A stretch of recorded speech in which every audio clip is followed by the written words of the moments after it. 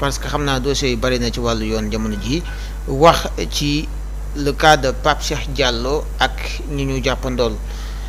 jamono ji nag waxi partouze moo nekk di wër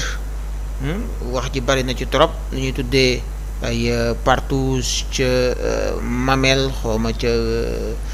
Almadi quelque chose comme ça mais dans tous les cas animateur bii nga xam ne mooy Pape Cheikh Diallo dafa am keneen ku ñu jàpp ñu koy tuddee Ibrahima Majib Seck brigade de recherche bu Kër Massar ñoo ko teg loxo bi ñu ko tegee loxo nag ci ay révélation yi mu def nee na organiser na benn soirée partouze boo xam ne mu ngi ko amalee ci kër animateur bi di Pape Cheikh Diallo loolu itam ci dossier bi nga xam ne ci lañu nekk muy dossier homosexuel yi wàllu transmission VIH sida ak li ni mel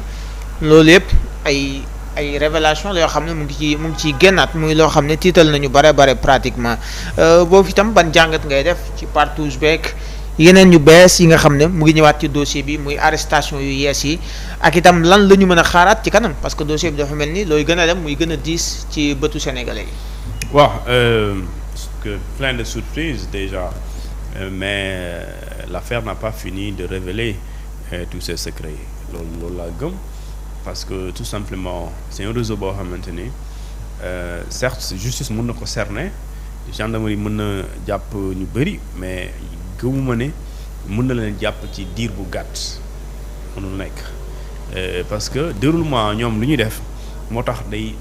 yàgg wala mën na yàgg dañ la ne au début c'était benn nit d'abord nit koo xamante ni dafa feebar muy dem benn hôpital bi di ko def traitement ñu xam ne dafa feebar mais moom mu continuer di tëdd ak ay nit yoo xamante ni moo ak ñoom ñoo bokk benn sexe alors ñu dénoncé ko ñu def ko signalement ci la ko takk der yi effectivement daal di jàpp ñu vérifier gis na oui il est séropositif non dafa am feebar bi mais terewul moom mu ngi sikk ak yeneen góor selon ni ko informateurs yi waxee. Donc ñu vérifier loolu ci lañ gis effectivement au-delà de feebar na am na yeneen góor yu muy tëddal donc ça veut dire que moom bu ñu ko laajee mu ne man damay wàllaate feebar bi nga xamante ne mooy sida et alors que moom dafa am ay yeneen partenaires alors gendarmerie nekk foofu di piste jàpp maanaam di topp ñi nga xamante ni ñoom la ànd ak am ak contact si nga gis ñu jàpp si une dizaine de personnes ci benn week-end donc nga gis ne dizaine personnes yooyu benn la jógee mais jàpp nañ ba mat 12 et ci 12 yooyu également dans cette même semaine avant mu mat une semaine ñu jàppaat yeneen 5 nit ñoo xamante ni nee nañ ñii 3 yu Touba la 2 Mbacké et parmi ñooñu aussi les 3 xaw ma 2 sont porteurs du VIH sida donc nga gis ne ñoom link bi ñuy am ak manière bi ñuy communiquer maanaam quand je dis communiquer mooy seen plateforme yu ñu yor ay WhatsApp pour ñu gën a passer seen i communication wala seen échange wala pour mën a jokkoon nekk en contact dangay gis ne loolu ñoom c'est une méthode organisée léegi nag gendarmerie dans ce cas soo jàppee nit nga gis ne moom mu ngi ci groupe boo xamante ne ñoom lu ñuy def dañuy tëddante seen biir en tant que góor te loolu mu doon lu ñu tere en plus ñuy sooxaale ak feebar boo xamante ni wala ñenn ñi di feebar boo xamante ni feebar bu grave la mais luñ ci jublu wala luñ ciy def mooy dañ koy wàllante seen biir parce que bu doon ñoom dañuy wàllante te xamuñu ko loolu c'est moins grave donte c'est grave mais bu dee da ngay wàllante te xam ko loolu ça devient même man à la limite dama koy qualifier comme loo xam ne lu criminel la parce que mooy nga am intention yow tu sais que tu es malade et tu sais que feebar bi nga yore c'est une maladie non curable terewul amuloo benn xel ñaar ci su ma ko wàllee nit moom tamit dafay feebar mooy yow quand tu te fais plaisir à contaminer à transmettre volontairement ce qu'on appelle cette infection sexuellement transmissible donc kon lii di police di ci def ak gendarmerie mu nekk liggéey bi am solo et malheureusement bu ñu lay nettali ñoom seen jëfin da ngay am froid au dos da ngay am lu la métti daal li tax nga am lu la métti mooy ñoom laxatuwuñu nëbbatuwuñu que ñoom lu ñu doon amuñ ci kersa ñoom nangu na ñenn ñi affiché nañ clairement avoué que ñoom ay góor jigéen lañ ba pare di la nettali seen jëf ji mooy comment tu peux comprendre ñu ne la et ça c'est une information de dernière minute pour ne pas dire l'avant-dernière minute ñu ne la d'accord ñun ci li ñu doon def ci ñuy pratique. dañ doon organiser ay soirées yoo xamante ni dañuy tànn benn kër après ñun ñëpp ñu ñëw fa ñu bëgg a doon ñu bokk su ñun ñu ñëw. ak ñu indaale ay invités di tëddal seen biir. mais loolu seen bi xel mënu ko nangu c'est-à-dire que même góor ak jigéen sax. nga dajale ay ci yenn saal. loolu sax Sénégal waru fi am donte bon loolu mënu ko gëm naa ne du lépp lu ñu bañ rek moo fi moom lañ fi dul def mais ci entendement c'est choquant. C'est choquant d'ailleurs parce que dafa ànd ak plusieurs faits c'est de la saleté c'est des menaces d'accord ak li nga xamante mooy mbontef et yooyu je pense que bu ñu demee ba ñoom ñu assumer doon loolu mais pare am fierté di ko wax lu ñu doon def ak lu ñu ko doon defee c'est là où se trouve la gravité et beneen bi aussi mooy ça c'est des aveux de taille beneen bi mooy ngeen assumer transmettre feebar bi. Toi tu dis oui je suis malade j'assume que je suis homosexuel mais en plus encore man feebar bii ma am dama koy wàll ak ñeneen ñi te commencé naa di tëdd ak ñeneen ñi sax xaw ma kan la bëri nañ mais depuis 2021 la mais ça c'est extrêmement grave. Ça veut dire que yow kon depuis 2021 tu es dans une chaîne de transmission volontaire du VIH/SIDA à plusieurs personnes soit de ton sexe ou bien d'un sexe différent parce que il arrive que nga doon homosexuel pare nga nekk hétérosexuel ça veut dire que donc autant tu couches avec des hommes autant tu peux coucher avec des femmes ça veut dire que donc tu peux contaminer ay femmes yoo xamante c'est des femmes innocentes qui n'ont commis qu'un seul tort c'est d'accepter de coucher avec toi seul tort mais ñooñu waruñu subir les conséquences de ce qu'on appelle de cette maladresse waruñu subir également waruñu nekk les agneaux du sacrifice de li nga xamante moom mooy ce degré de méchanceté à la limite c'est méchant c'est de la monstruosité parce que loo am lu mel ni nga xam ne lii soo sëkk ak diw di nga ko wàll diw xamu ko ba pare nga def ko loolu à la limite c'est méchant c'est cruel c'est incroyable d'ailleurs moo tax li nga xamante ni moom mooy justice liggéey bu mu ci war a def rek mooy ci lu mu nekk nii maanaam am ci volonté ferme comme ni ko procureur waxee arrestation de toute personne impliquée mooy jàpp indi képp koo xamante ne jàpp nañ ne ci rôle nga bokk ba pare sas gendarmerie mu nekk ci yoonu di leen traquer di leen seet fu ñu mën di nekk et loolu c'est déjà encourageant et motivant et j'espère que comme l'a bien décliné le haut commandant de la gendarmerie nationale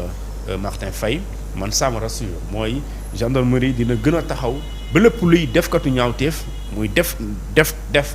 muy lu ñaaw ci réew mi ñoom dinañ dem fexe ba loolu arrêté et loolu déjà pour dire soo gisee seen taxawaay avant et après et même actuellement day gis ne loolu lu mën a nekk la parce que sénégalais aussi il faut ñu protéger leen donc liberté yeggul ci def yi comme defin yi nii yeggul en tout cas liberté boobu yeggul Sénégal effectivement léegi nag soo ko bëggee exercer yow en tant que citoyen bi dama yàggal nga doon lu ñu tuddee ki nga xamante moom mooy kiy ñàkk parce que sénégalais bi buggul góor jigéen buggu ko d'accordul ci buggu ko mënu ko imaginer accepté wu ko toléré wu ko donc bu dee toléré wu ko nit nag li nga bëgg sa kër kenn waru ko fa def nga koy gis loo bëggul sa kër kenn waru ko fa def nga koy gis loo gisul moom mënoo ci dara mais loo gis yëg ko ñu wax la ko da nga war a takk say dàll bu dee li nga wax dëgg la mais li nga wax bëggoo ko da nga koo bañ bu dee loolu dëgg la ci yow doo ko gis te waxoo ci doo ko dégg te de waxoo ci du nekk sa wet te waxoo ci donc moo tax Sénégal dama li ma gis ces temps-ci c'est motivant par rapport ak li nga xamante moom mooy la lutte contre n'est-ce pas ces pratiques là à la limite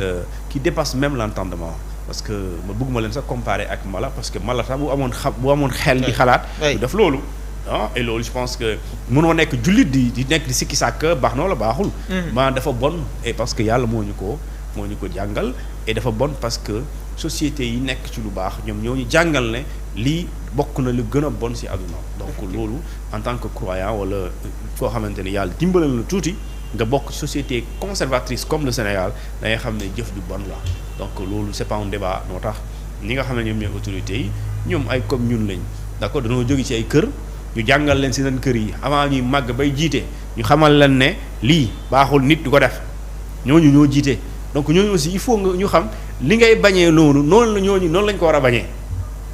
xëy na yow mën nga wax xam nga tey commandant un procureur tey mënul am posture toog fii di expliquer chaque jour télé naan oui on doit combattre déedéet le procureur son rôle c'est quoi soo ñëwee ñu tudd la ci loolu. mu ne application de la loi. juge boo ñëwee ñu tudd la loolu moom mu daan la. les policiers boo ñëwee mu gis la nga fay def mu jàpp la. léegi li nga xam ñoom ñooy député yi ñoom ñu créer ay loi yoo xamante dafay xeex jëf ju mel noonu moo tax député yi à ce niveau ñoom tamit nañu war a gën a góorgóorlu pour ñu créer plus de sécurité juridique pour sénégalais ñu aar sénégalais ak Sénégal. nga xamante ne yenn jëf yi d'ailleurs kenn mënu ko tere waaye day tax nga tiital leen day tax aussi nga agir en connaissant par anticipation. Parce que loolu moom mooy njëriñ yi nga xamante moom mooy loi bi et même bu ñu ko criminaliser c'est justement ça la criminalisation c'est de la dissuasion et de la prévention. Mais c'est pas une solution définitive loolu aussi pour sénégalais yi nga xam loolu. criminaliser góor jigéen taxul mu jeex. mu jeex ci réew day tax ñi ko nar a def ñu moytu. wala ñu di calcul. ak aussi jëlaale ay mesures pour nit ko defee mu xam ne lii moo ko ciy fekk. mais soo jàppee ne soo ko defee mu jeex non loolu erreur la. waaw mënu ko jeexal. ci même dossier boobu ba léegi parce que ñu ngi wax ni am na ñuy wax ni Pape Cheikh Diallo mu ngi commencé di génn ay tour par ndànk-ndànk su fekkee loolu c'est avéré est-ce que doo jàpp ne du am ay surprise par rapport ak tour yi ci nar a génn ay kilifa yu ci nar a bokk am na ñu koy wax ne bu fekkee Pape Cheikh ci boppam mu ngi livrer ay tour di génne par ndànk-ndànk foofu itam jàppoon du amaat yeneen i yëpp yu jaaxal gaañ yi. bon xam nga.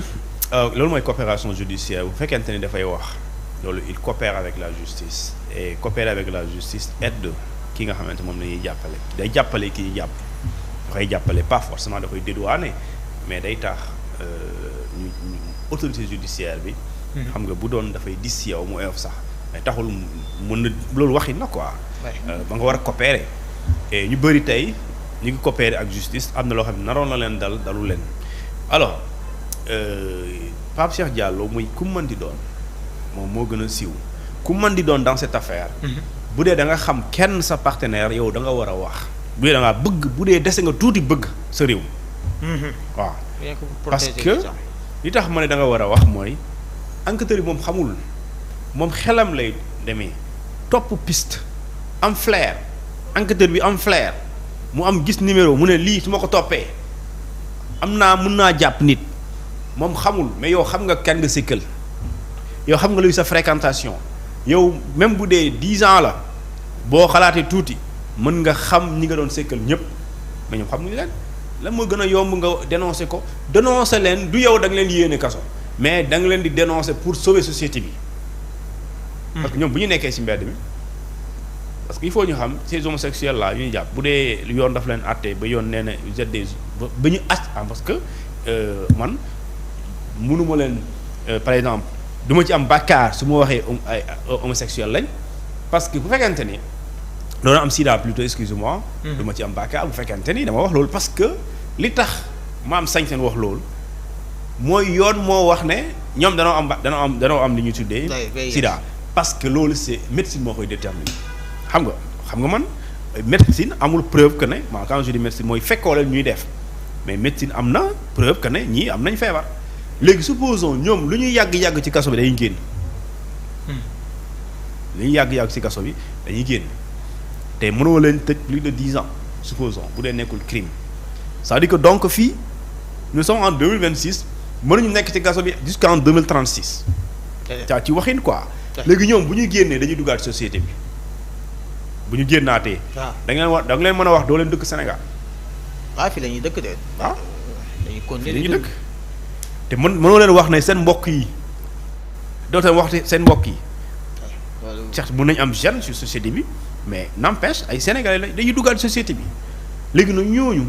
ak ñi nga xamante ni xamagoo leen te kenn ràññewu leen te kenn xamul sa loolu daan na leen te mais xam nañ ko ñoom te yoon mu ngi leen di seet te am na ñoo xam ne mën na leen seet duñu leen gis dama ne yow boo leen xamee da nga leen war a dénoncer pour sa société pour aar ñi nga xam ne dalagul leen pour ñu moytu parce que dafa maa leer nañ Y bii bu doxoon ci mbedd mi ñëpp xamuñu lu ko dal mais après ñu dénoncer ñu xam ne loolu moo ko dal même bu ko yoon jàppul yeneen sénégalais dañ koy moytu. duñ sekk ak moom. à moins nga bëgg a jël risque bi mais duñ sekk ak moom sénégalais bi ma xam du sekk ak moom sénégalais bii ma xam boo nekkee ci bërëbu liggéeykaay yi ñu nekk fa 100 bu ñu xamee lii da laa dal lañ lay moytu soo naanee café ci kaas bi dootuñu ko naan. donte loolu mënul tax nga feebar mais ñoom warul leen maanaam ñoom dañuy jël seen matukaay kon boo leen nuyoo sax boo demee dañu dem ba dakkal loolu yow mi mujjee da ngay mujjee nekk dans la discrimination mooy ñëpp lay daw léegi nag kooku imaginel kon ñu xam ne dalaa dal mais su boobaa day tax sénégalais moytu la nga xamante ne yow doo fi nekk di continuer di wàllaate parce que ñi nga nar a wàll wala ñi nga nar a sekkal ñoom ñooy jël seen matukaay dara balaa ñu naan dalay matt du la matt nga able wala nga bañ ko fréquenter wala nga mën a bañ a joteeg moom absolument rien léegi nag loolu moo tax donc ñi nga xam ne la ñuy jàpp dana war a coopérer wax ñan ñoo nekk ci biti loolu mooy tax gendarmerie gën a mën a def liggéeyam à défaut waxuñu ko parce que ñàkk coopérer tekkiwul gendarmerie mën na def liggéeyam da ngay exploiter sa téléphone yi rek nga génn si parce que jamono jii moom lépp looy bañ mu feeñ bu ko dugal ci téléphone. donc ñooñu ils sont interconnectés donc des groupes WhatsApp donc groupe WhatsApp yooyu bu ñu la jàppee ki xamagul pour gendarme mu ngi ñëw mën na supprimer groupe am ci téléphone mais téléphone bi nga yor bii sachant que téléphone bii nga jàpp borom d'abord mu ngi ci kaso bi kooku téléphone boobu même bu ku bokk ci beneen groupe bu génnee mënu rëcc parce que bu dee appel am na historique bu dee message am na historique même boo déconnecté yow mënoo déconnecté WhatsApp bu nekk ci téléphone bi et dans ce cas kon topp la dafay yomb parce que numéro bi c'est très simple bu dee da nga ko identifier mën nga ko changer nga injoignable mais facilement mën nañ la interpeller parce que quand bu dee da nga ko identifier ak sa numéro ak sa carte d'identité la carte d'identité mënoo ko changer et loolu avec les services compétents de l'État vite fait jàpp la c'est une question de temps de jours pour ne pas dire ay question d'heure la ne waa ji ñu jàpp Mbour tu as vu c'était pas très compliqué géolocaliser ko fekk fu mu ne en plein marche dugal ko ci auto maîtrisé yóbbu bàyyi fa gars yi ay commentaires yi donc noonu aussi dans les jours à venir pour ne pas dire ay heures lu mel noonu aussi mën na am ci partout dans le Sénégal parce que bu dee am na Touba mu am dans la région de Thiès donc mën na am probablement dans la région de Kaolack pour ne pas dire dans d'autres pays dans d'autres régions du Sénégal wala dans yeneen localités yoo xamante ne ñi jàpp ne ñoom la dal ñu ngi foofu noonu di taxawaale wala di nëbbatu. pour ma jeexal foofu ñu ngi wax ne moom itam dafa feebar Pape Cheikh ci biir kaso bi wérul bu baax a baax loolu est-ce que mën na nekk ci moom faveur bu fekkee feebaram boobu may ko mu toog fa lu yàgg mu mën a avocat yi sukkandiku xeexal ko pour mu génn. waaw xam nga nu ñu tuddee feebar mën na génnee mën na tax aussi nit ki génn alors loolu la ñuy génne loolu la ñuy tuddee liberté provisoire boo xamante da nga ko am pour des raisons médicales léegi ces raisons médicales là li koy déterminer li koy attester li wane ne da nga feebar. loolu c'est juste benn médecin yi ñoo koy def maanaam médecin yi ñoo war a wax ne feebar bi nga dal àndul ak toog ci kaso. et là su ko médecin bu waxee juge mooy apprécier si yow daf lay bàyyi wala du la bàyyi léegi nag ça dépend ci feebar bi nga am ak aussi degré bi nga xamante ne moom mooy dossier bi fu mu toll léegi nag loolu bu fekkente ne dañoo dem ba loolu sës ñu gis ne kii feebar bii mu nekk di feebar àndul ak nekk ci kaso bi loolu justice mooy jël solution maanaam mooy xool bu dee mënul nekk ci mbooloo mu détaché ko ak nit ñi bu dee mënul nekk fu xat mu yóbbu ko foo xamante ni c'est moins plus rëy bu fekkente ni foofu amul air mu yóbbu ko foo xamante dafay soxla air. bu fekkente ni en réalité dañ ne mënul nekk ci kaso dinañ ko proposer feneen bu ñu ko waxee mënul nekk foofu aussi ñu yóbbu ko feneen mais de toute façon foo mën a dem da ngay nekk koo xamante ni da ngay am condition mooy da ngay nekk sous condition soit bu dee nga nekk ci liberté conditionnelle wala ñu tënk sa dem ak dikk mooy mën na la assigner à résidence surveillée wala takkal la bracelet électronique wala defal la lu ñu tuddee contrôle judiciaire tout dépend de ce qu'on appelle ki nga xamante mooy yore sa dossier mais pour l'heure c'est trop tôt parler de ce qu'on appelle de liberté provisoire mais c'est xam nga ñun dañoo yàkkamtu trop dañuy pare ci li pare goo sax dafa conclusion nga bëgg a tijji beneen sujet c'est-à-dire que nous on n'a même pas fini par xool parce que nii ils sont même pas interrogés laajuñ la sax lu ñu leen di toppee quand je dis laajuñ leen dañ la yóbbu ci kanam procureur kooku def tijji information judiciaire jël dossier bi jox ko juge d'instruction kooku ñu envoyé en prison ñu nekk di enquête di xóotal di poursuivre pour jàpp nit ñi quand bu ñu paree ci li ñu jàpp ne ñii la ñu jàpp ne moo ñoo nekk ñuy nekk ci réseau bi ci la ñu woo benn par benn di ko déglu di ko entendre ci dossier bi ci fond wu dossier donc jamono ji c'est une détention provisoire le temps que ñu pare après ñu woo la ñu déglu leen benn par benn après ñu defal leen confrontation léegi diggante boobu même pas une semaine après nous on parle de liberté provisoire de XY donte loolu c'est prévu par le code de procédure pénale à toute étape de la procédure la personne détenue a le droit de solliciter une demande de mise en liberté provisoire c'est son droit le plus absolu donc loolu soo ko defee et le procureur ou le juge d'instruction en charge du dossier a le droit moom mooy apprécier ndax tu remplis toutes les conditions pour am liberté provisoire ou non léegi nag en termes de remplir nga xool remplir nga ko il y a des critères d'appréciation et s'il est convaincu out s'il n'est pas convaincu in nga toog waaw c'est important dossier Farba Ngom